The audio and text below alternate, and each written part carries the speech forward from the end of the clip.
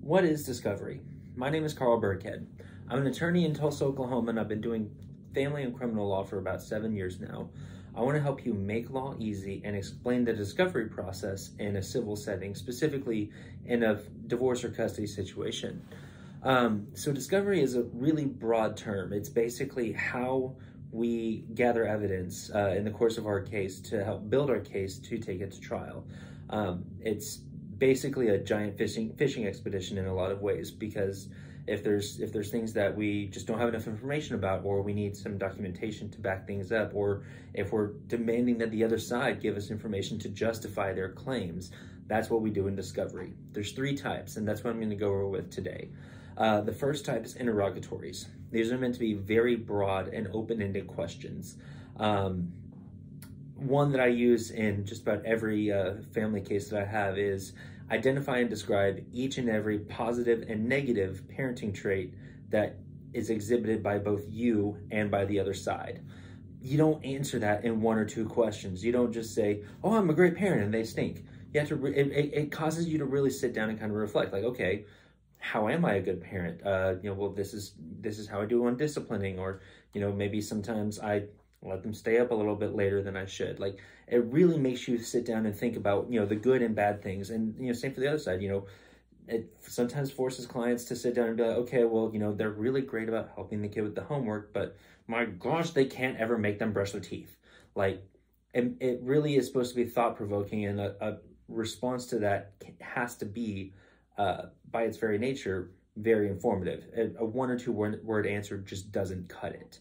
The next type of discovery is request for production.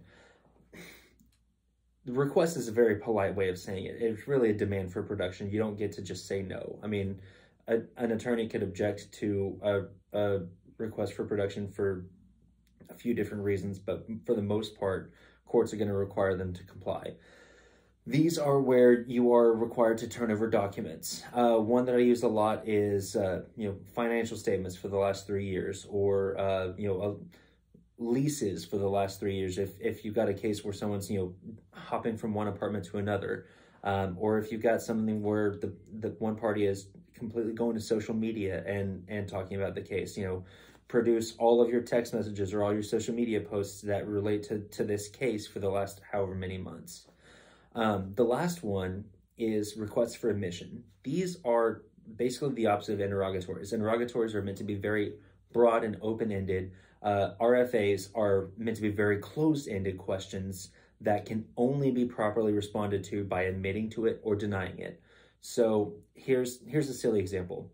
Admit that on July the 30th, you let the child have a triple dip ice cream cone. Admit it or deny it. Those are the only 2 answers that you can really properly give.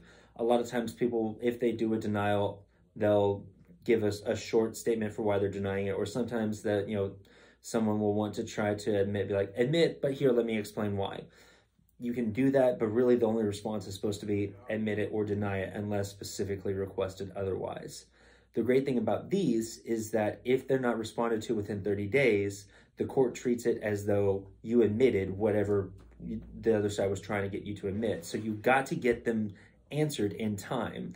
But if the other side doesn't answer theirs, that really helps you. So let's say, admit that, you have a habit of, doing shots of Jaeger in front of the kids. You don't answer it. The court treats it as if you admitted to doing shots and Jaeger bombs in front of the kids. These are tools that attorneys have in our arsenal to try to help you build your case and win your case. If you have questions about it, please feel free to give us a call. You can find me at makelawEasy.com. Once again, my name is Carl Burkhead with Worth Law Office. Thank you.